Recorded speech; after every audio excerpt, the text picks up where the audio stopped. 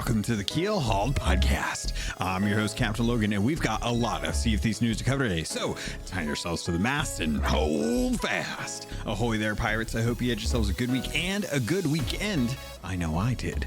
It is, of course, the holiday weekend, and while many of you are busy spending time with family, traveling, sailing the seas on Golden Glory weekend, I am hanging out with my own family. So we're going to have to keep this a little bit tight this week because I got to get back to entertaining family members. And because of that, I wanted to make sure that I let you guys know there's no ads for this episode. This episode's going to be ad-free for the holidays. It's going to be shorter, obviously. I'm going to try and keep this around 30 to 40 minutes just to try and make sure that something goes out. So if you're out there and you got to listen to podcasts and there's, no one else putting out content for you to listen to, that at least I'm here with you, helping you get through that day, especially if you're working retail, if you're working service industry, and you don't always get the opportunity to spend time with family, or you don't get that weekend off. Hopefully this will make things a little bit easier for your Monday or for the rest of the week. So let's get into it. But before I get into that conversation with the patrons that came by this week to talk about Sea of Thieves, I have to let you know about all the other patrons. They're the ones that went over to patreon.com/Keelhauled podcast to support the content that you're listening to right now. They get the perks of being able to listen to the ad-free version. They're also invited at the highest tier to come on the podcast to be able to talk about what they're feeling like with Sea of Thieves. Each episode at the end of the month is something that we do for them to give everyone a chance to kind of share their thoughts and feelings on what's been going on. So those that did show up, we'll introduce them, but everyone else, I wanted to give a rundown on the names for this episode. So thank you to People's Republic, L Cute, Balls, Bam Bam Bagel, Captain Hasco, Captain Hayes, Chateau Neuf, Zombie Killer, Cloud, Cosmic Johnson, Static Mirror, Davram TV, El Jefe Esteban, Fergatron, Jabaro 5, Carl Embo, Kazia the Rogue, Lumpy SRQ, Dub Goose, Evil Morpheus, Xbox Mike 29, Murphy Lives, Mutinous Max, Raja the Brave, Regis Stella, Replicated Flame, Rust Belt Kid, Norwegian, Skamelt 666, Sudesh, Captain Dasm, That Kilted Guy, TN Professor, Real Big Tuna, Big Bad Pad, Mina Fairy, Super Pack, Music Me, The Lore Chronologist, Deadeye Dre, Heger Owl, Jeff H, Ghost Boy 20, Evil Martha, Peter Miller, Rooski Doo, Skinny Matt, Thor Von Blitz, Windsor Chris, and Zam Wow. Thank you all so much for your support, especially during this time of the year. And remember, please take care of yourself before you take care of me or anyone else.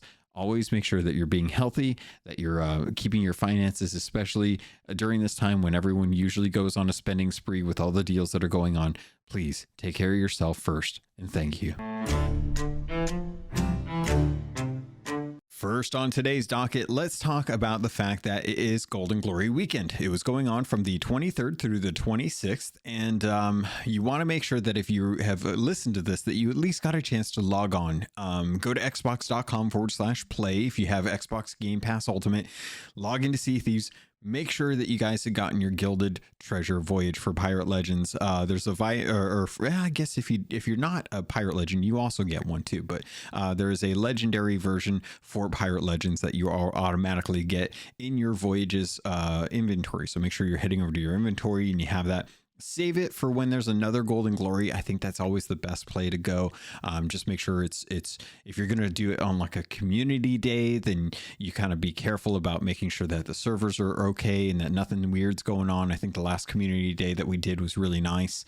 We got of course we had the ability to get those ancient skellies, and that was a really, really fantastic time. But make sure you're holding on to your Gilded Treasure for a special occasion, but make sure hopefully you all got a chance to get it this weekend, because that's always a tough thing when I'm putting out the content and I'm trying to get you guys news about what's going on. But during this time, it's always good to make sure you log in. Also, from now until January 3rd, at 10 a.m. UTC, which is technically the end of July the 2nd, if you're in the United States, there are different sales going on over on the Emporium. So you can get the Frozen Horizon bundle, which is really nice. I'm going to fill out the rest of the set that I picked up earlier in the year. There's also festive emotes.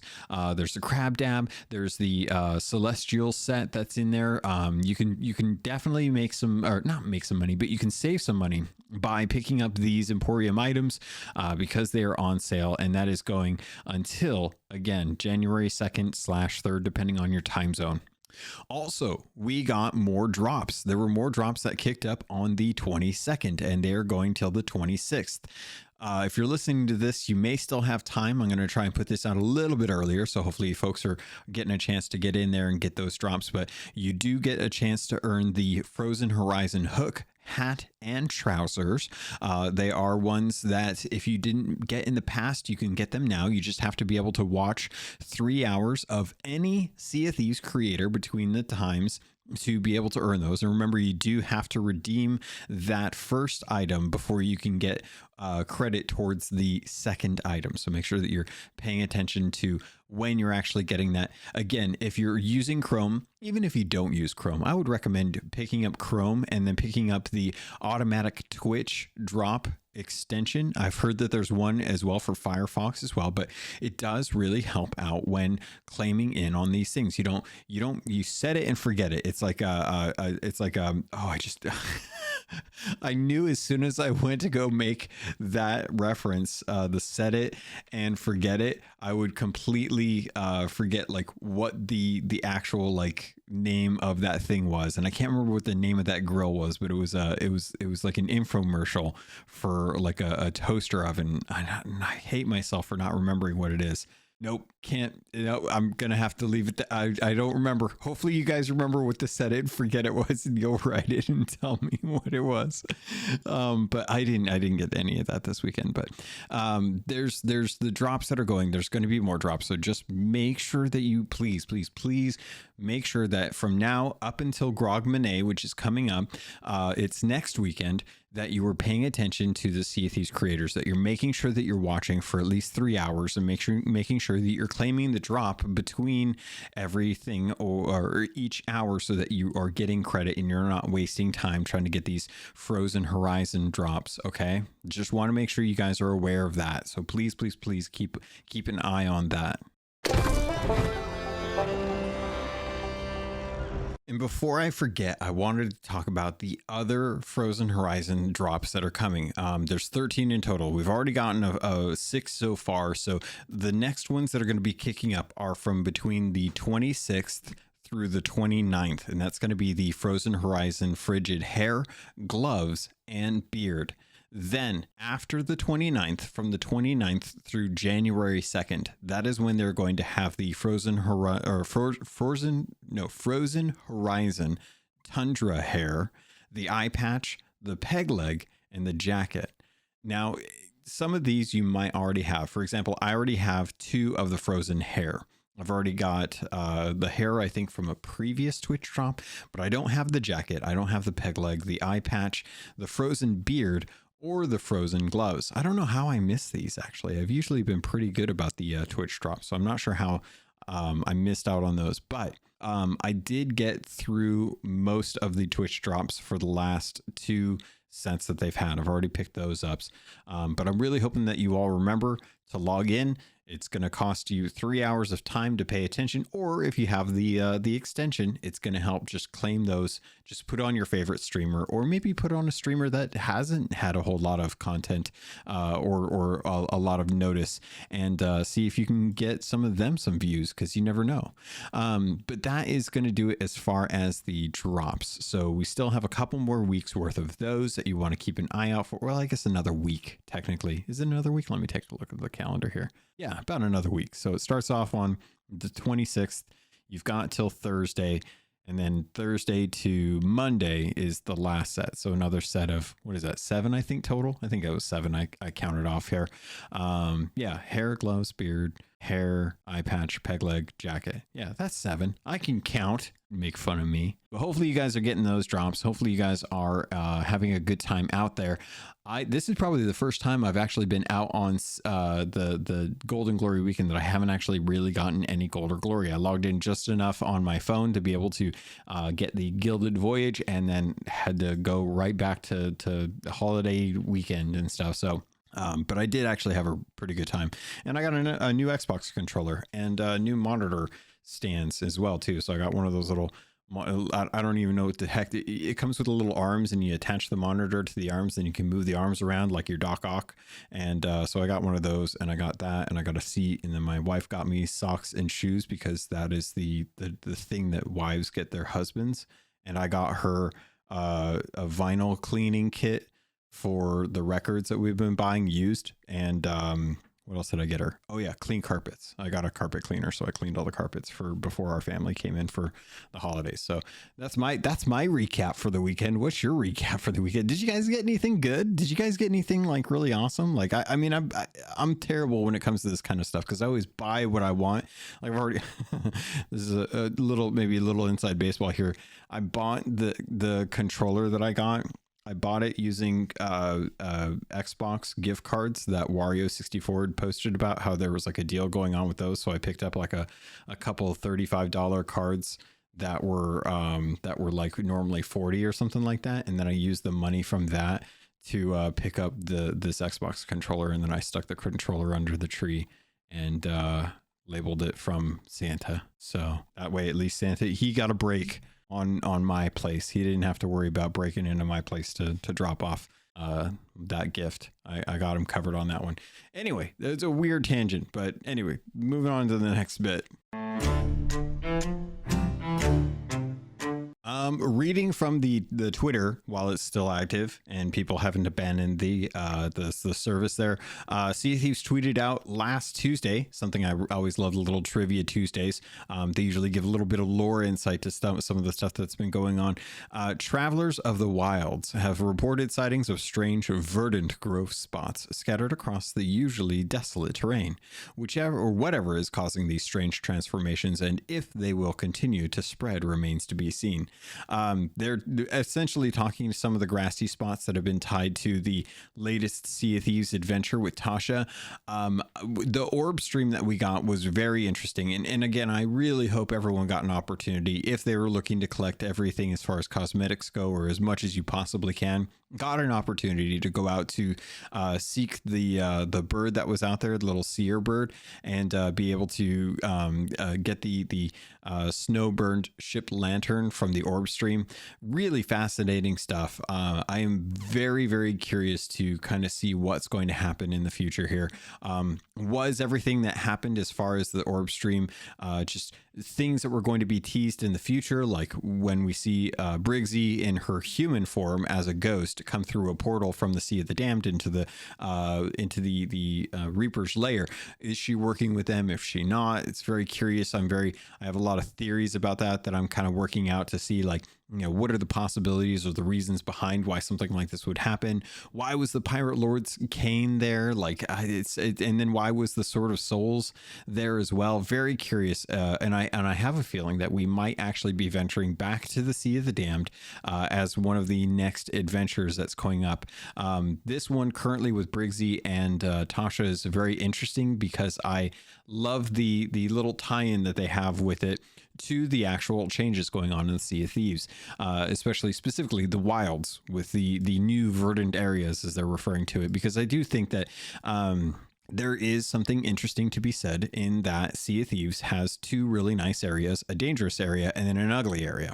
And a lot of people really hope that the ugly area, being the wilds, changes in some way or form, and that something happens to that. But if something were to happen to that, would that be something that completely takes over the wilds? Like, would we see the wilds turn into an area that is more kind of reflected of the shores of plenty, or would it turn into something completely different? Like, we just don't know. And it's kind of one, it kind of makes me wonder, you know, if there are places where you could have lively areas and dead areas on the same like island. Like, what would happen if half of Kraken's Fall or half of Old Faithful turned into a verdant, overgrown, lush kind of area, but there was this scarred area that is still part of the wilds that is dead and fruitless and has nothing to really draw people towards it, you know? So I'm really kind of curious, like, what's going to happen there? What are we going to see? How is Briggsy tied to it? Is it something to do with her mask? We did find out as a result of the stream that there's something very special about the actual mask itself, in that the gemstones are something that you can see in there. Oh, hi. Sorry, my cat is yelling at me. I don't know why she's yelling. One sec. Okay, sorry. Motion sensor noticed something and had to let me know what was going on, because I, you know, forbid anything happen in this apartment without me knowing about it. Thanks to her, she's getting paid very well. Don't worry. Oh, I remember where I was going with it. So, with the orb stream, we got a really nice peek into what's going to happen because, as always, power has come from the ancients, and the ancients are the ones that still hold a lot of those secrets. So the Reapers were looking to try and find out what that power was, where it was stored, and how they can gain control of that. And the seer, the bird that was kind of flying around in Sea of Thieves that you could get the snow burned lantern from, was looking to kind of hone in on Suds, because Suds, thanks to some of the journals that we've had in the past, used to be the crewmate for Briggsy, and which kind of leads us to believe that Briggsy is a good character, which is very curious to know why she was in the orb stream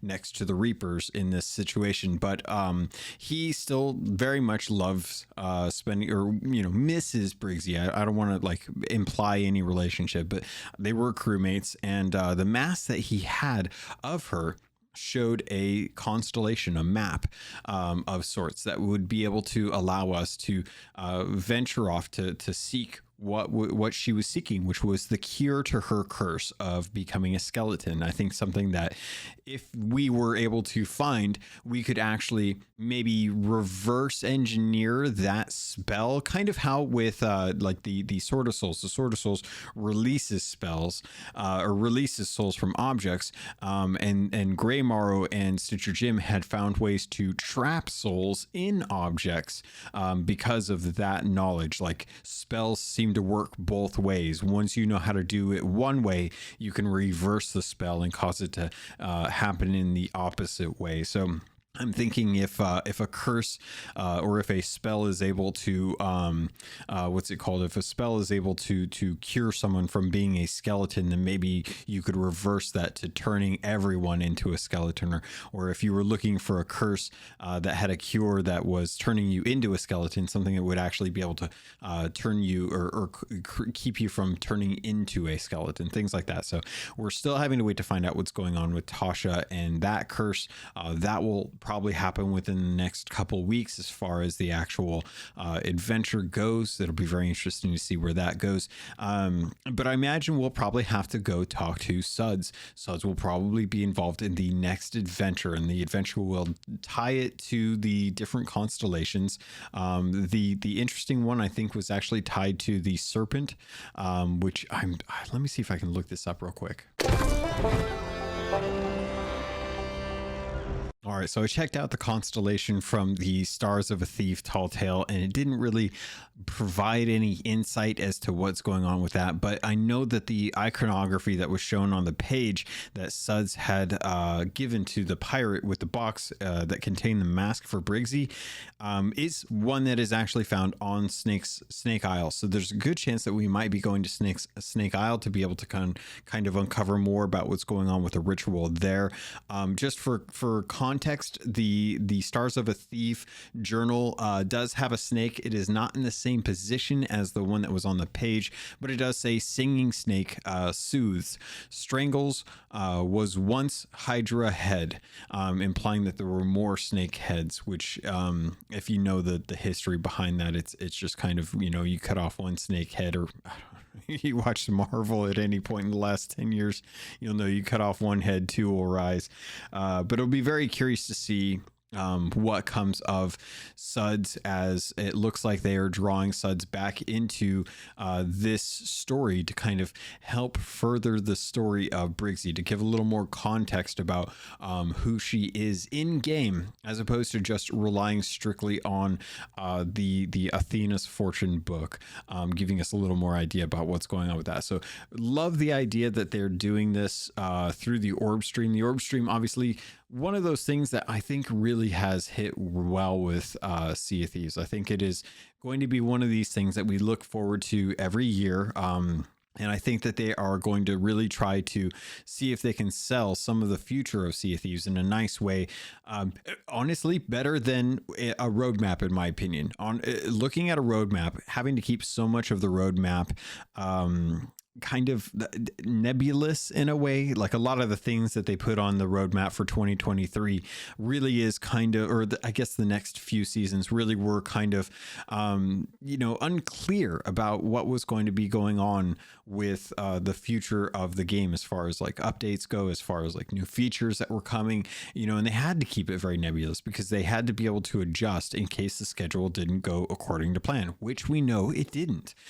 So looking at the orb stream as a way to tell lore, or to at least give like ideas about some of the things that are going on, it's better in my opinion, because you can plan that accordingly, knowing that there's not a dead set timeline as far as like what is going to happen, but you can at least have an idea of like where is the story going to go in the future, and it can still be very kind of nebulous or obscure in these ways, so that it doesn't give away too much, because obviously if it gives away too much, then it doesn't really help the story. But it is still a better way, in my opinion, and done very well this season, to kind of talk about like what we can expect going forward in the future as far as the characters that are going to be involved in Sea of Thieves. And that to me is a very exciting prospect, especially knowing that the Ancients and the Ancient Warrior is working with Bell, and they are going to try and find a way to kind of make sure that Flameheart doesn't get too much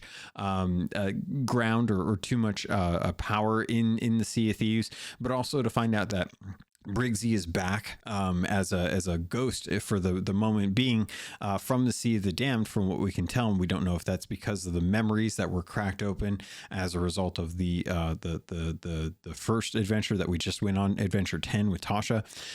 We don't know if that is something that the Reapers did in something that is going to happen in the future. Like, we really have no idea, but we know who's involved. And I think that is something that I really love about kind of going into this. The last thing that I think I wanted to touch on before I wrap up this shorter episode because of the holidays was dealing with one of the other kind of prophecies in the orb stream, and it actually tied to the maiden voyage, which if you were following along with the orb stream, you actually got to go to different locations to find this bird to be able to get the snow-burned lantern. But one of the places that they visited was the maiden voyage, and the maiden voyage was where Ramsey's ship, the Magpie's Wing, is. And the interesting thing here is that the Reaper kind of talked about the fact that there were the ideas of the trade companies coming together to form guilds, or clans, if you will, whatever you want to call it, depending on what you're familiar with. I'm used to both. But it was a very interesting idea that the next move might entail taking these trading companies and kind of giving them new life in the form of what we're seeing right now with the Athena's, the Guardians of Athena, and the Reaper's Bones faction, the two different factions for the PvP. And I think the intent here, and this is kind of speculation because I don't really understand like maybe how they're going to do this, but I think what Rare is going to do is try and create an extension to the original trade companies, because the original trade companies are tied to becoming Pirate Legend, right? Once you've completed that, then you're good to get down into the Pirate Legend Tavern. You have access to all the Pirate Legend content, but there's not something that really furthers the Pirate Legend story as after that, right?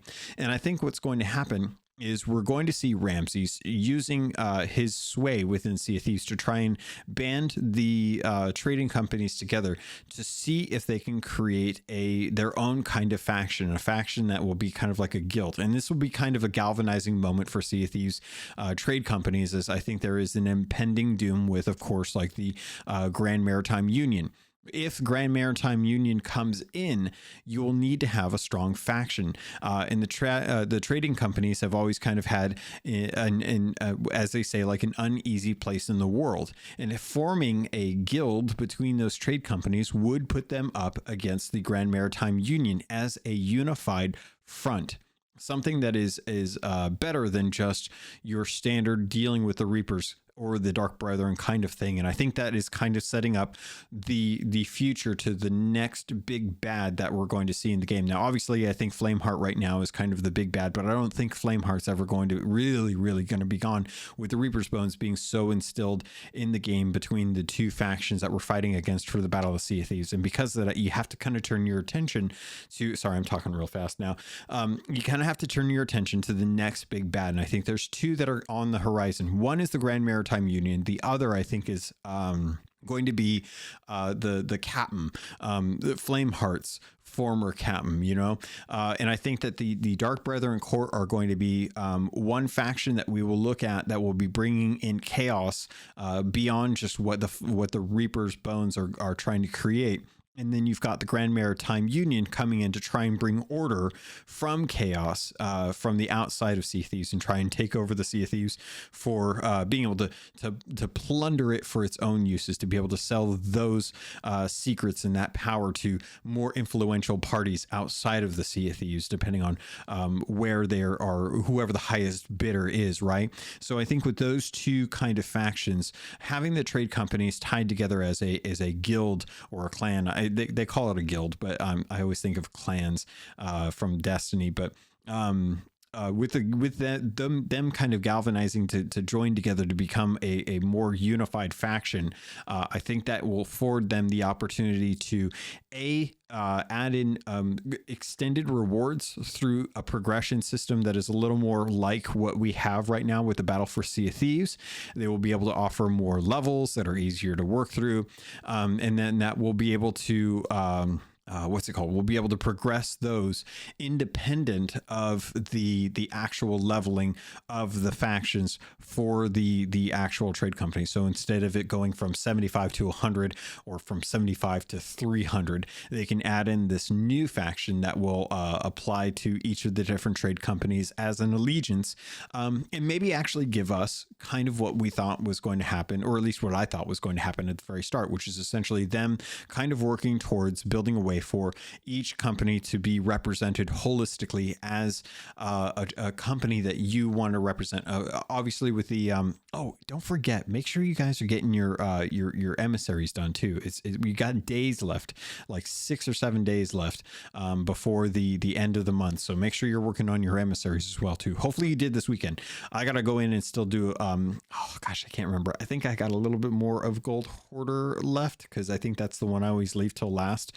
But anyway, sorry, I'm getting off track here, but it'll give us an opportunity to really kind of focus on specific trade companies. If you see yourself as a merchant, if you see yourself as an Order of Souls, then maybe having an additional reputation track to work on for specific rewards that are maybe even more kind of like, I don't even know, like the just kind of cool stuff that we're getting with like the Athena's Guardians and the Reaper's Bones, having something that's a little more narrowed focus so that folks can kind of really kind of pick their path, I think is what they're going to do. I think that's what Rare is going to work on. That is the long approach, or the what's it called, the long tail of their system. Now, I fully admit that not even a month into season 8, we've already seen its Mino reach level 100 and get the gold skeleton unlocked. And they did it with 1,421 wins and 15 losses, which is a 98.96% win rate. So congrats to you, whatever you're doing to be able to be that good in the game. So and the 2-time NAL winner, so very, very good PvPer out there, obviously. So to them, I guess hit reg is not a factor. So for anyone that was using that as an excuse as to why it didn't work, I think it was just a matter of us just not being nearly as good as other people. And coincidentally enough, it seems like there's some wall hacks or something going on. Some people are doing hacks. They're doing exploits in Sea of Thieves, and it's a real shame to see that happening in Sea of Thieves, and people are using exploits to get wins in the game. And I think I correct me if I'm wrong, but this might be something where people are trying to get black screened to get back to their shit faster. I don't know. I haven't seen it. I haven't done it. I don't know what it is, but it is a real shame that that's what people are doing to try and get wins in Sea of Thieves. I think that for all intents and purposes, the game has an intent. Hopefully the rare devs have an opportunity to address this and kind of decide like if this is something that is a bannable offense or not. How bad is it? Is it really kind of causing an issue with Sea of Thieves? If it's not, then they'll let it slide. If it is, then they'll probably have to address it. Beardley put out a comment on a tweet a couple nights ago that says, "Come on, folks, really disheartened to see the more quote unquote skilled creators / players showcasing exploits or quote unquote unintended mechanics in Sea of Thieves. Shouldn't need to do this kind of stuff to cheese wins. You're literally better than this. Showcase / teach your skill. Keep the mode alive." To which I replied to him, this is why I love the lore and atmosphere. I'm not here to be competitive. I'm here to live in the world. Building your content based on how good you are is such a volatile approach in my mind. I hope Rare will come to a conclusion about whatever this new exploit is. And I do mean that. I genuinely do. I think being good at a game will definitely get you attention in the streaming world, but you're never going to be on top forever. And that is such from a business perspective, that always has been something where I'm like, that is too much of a lava lamp for me to want to invest my creative endeavors on, because I know I'm not that good. I don't try to be that good. And I know that if I tried to be that good, it would be a heavy crown to wear. So that's why I think it would be a volatile approach from a business perspective. Mike Chapman actually responded to our tweets and says, "This is our greatest strength and challenge. The core design of the game right from the prototype was focused on cooperative adventures, but with the threat of PvP always present in the shared world. It's two games in one in many ways." And I have to agree, because there's always going to be folks that want to PvP. There's always going to be folks that want to PvE. And I think a healthy balance is the best approach, because at least that way you can get your fix with friends who want to go PvP. You can get your fix with friends who want to go PvE, and no one is running into everyone who is insanely good at PvP all the time. You know, you will run into crews that are absolutely terrible compared to you. You will run into crews that are amazing compared to you, and you just completely dumped on. But it's nice to know that there's a healthy medium. The majority of the community is a healthy blend of those two, because Rare does such a good job of trying to focus on both sides of those. And I think that they generally lean a little more towards the PvP or PvE aspect of it, because that's the easiest way to tell a story. And they seem to be very driven with the story right now, because I think that story is what's creating content that is driving engagement. Season 8 has proven that content can be created from the players as well, and that's what's really been showcased really well with this PvP content. So I'm babbling. I don't know why I'm babbling, but anyway, getting back to this, I think that the trade companies making a guild is going to be very interesting. I think they need a way to try and give us more focused content on kind of telling your personal story, becoming that gold hoarder, but being a real gold hoarder, you know, like a dyed in the wool gold hoarder, or a dyed in the wool Reaper's Bones or what have you, giving us more ways to kind of role play that way as an engagement driver for us to have something on the long term.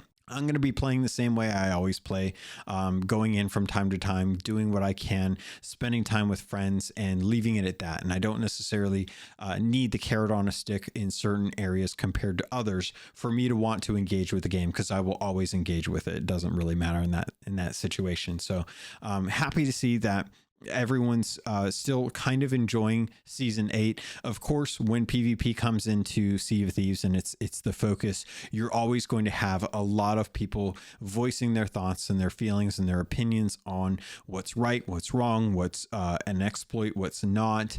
And to at the end of the day, if you feel like you need it, then that is going to be up for Rare to decide if it's bannable. I don't think that that's something that people should get banned for until Rare says that it's banned, a bannable offense. We can voice our opinions about this and let Rare decide if that's going to be something that they want to act on. And if they want to act on it, then let them act on it, and don't be the person who is tearing down others, necessarily like being vindictive about other people doing that. If you feel like it's an exploit, report it.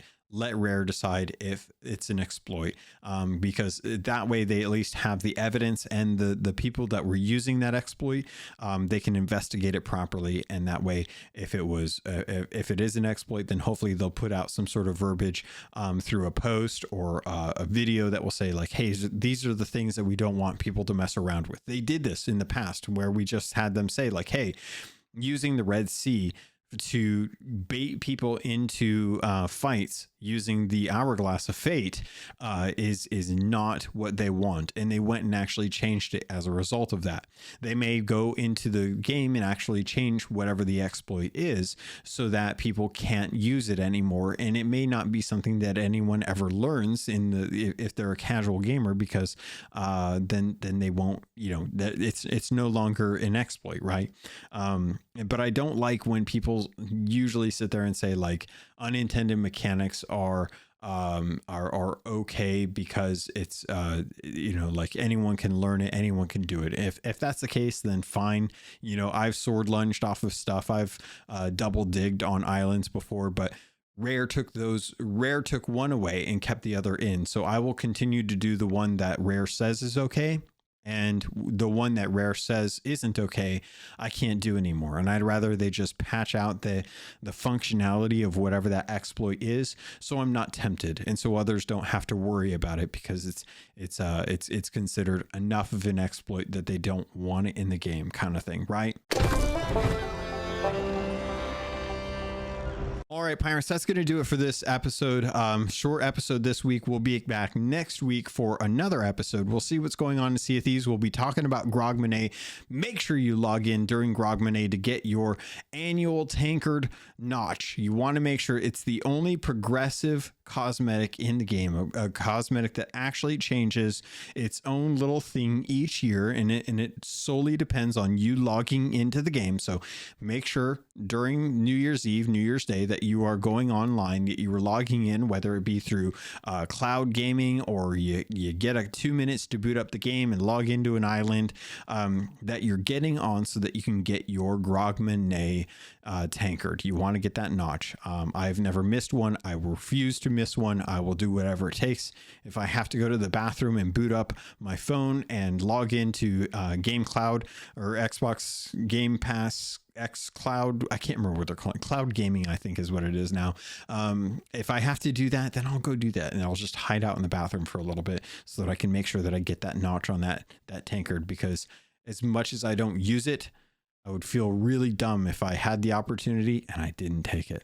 But Pirates, if you enjoyed this content, as always, I hope you all are having a fantastic weekend. I hope you are all taking care of yourself. It is very cold out in many places. It's very warm out in other places. So please take care of yourself, take care of your loved ones, take care of your extended family if they're online friends like mine are, and make sure that you're having fun. If it becomes a chore, if you guys are not feeling good about the game, put it down, pick something else up, go do something else that makes you happy. and just make sure that you're taking care of yourself. Be healthy. All right. And pirates, I think that's going to do it. So if you want to get a hold of me, plenty of ways to do that. Head over to Twitter at CAPT_LOGUN. Head over to the Discord where the Sherpas are helping people out on a regular basis. You can always ping them as well too, and find a Sherpa channel, ping them and see what's going on, see if they can help out. Give a time and a date that works best for you, and hopefully one of them will be around that same time and area that will be able to help you out with what you're looking to have help with. And I'm trying to think, was there feedback channel as well too, as I pull that up in the Discord channel too. So if there is anything that you'd like to say, or questions or feedback or anything like that, feel free to jump on and share those as well too. Thanks again to the gold hoarders who made it last week to be able to jump on for that episode.